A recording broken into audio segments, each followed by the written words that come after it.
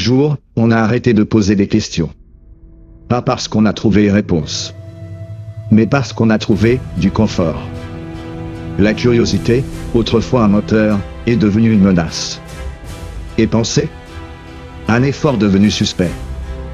Bienvenue dans l'œil public, là où les questions qu'on n'ose plus poser reviennent te hanter. On a mis tout le savoir du monde dans ta poche. Et au lieu de t'élever, ça t'a fait plonger. Tu n'as jamais été aussi connecté, et pourtant, tu ne sais plus rien. Tu scrolles, tu likes, tu zappes.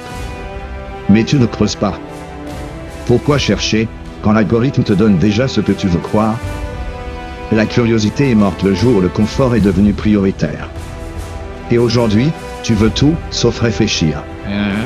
Regarde ton fil d'actu.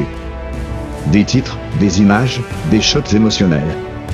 Tout est là pour stimuler ton cerveau reptilien, pas pour faire naître une réflexion. Tu es nourri, mais jamais éveillé.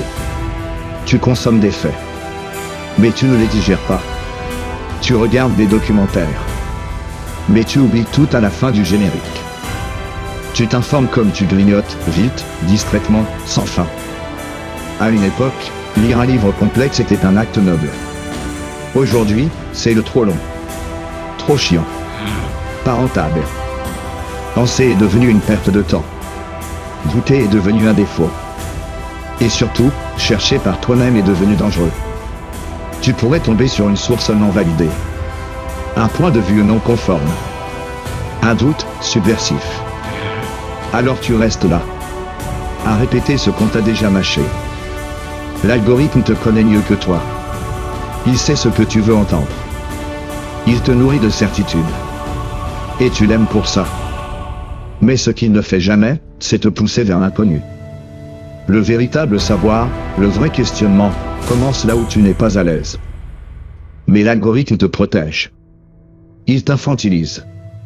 Il fait de toi un enfant qui regarde le monde à travers une vitre filtrée.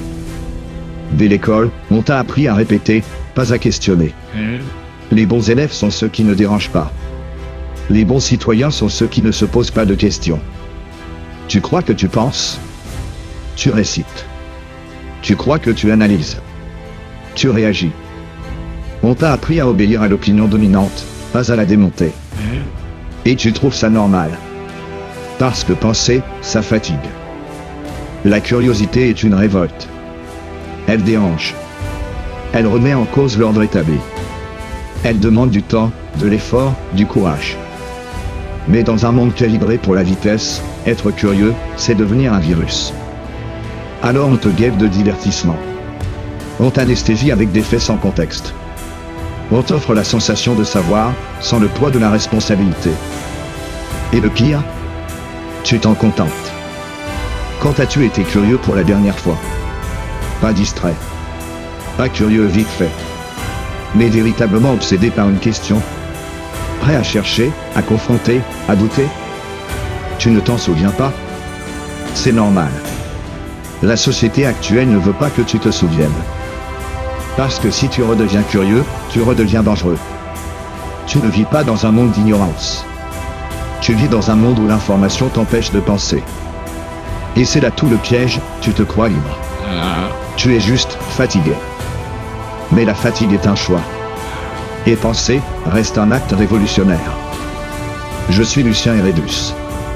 Et ceci était l'œil public, l'épisode 8. La curiosité n'a pas disparu. On te l'a volée. Il est temps de la reprendre.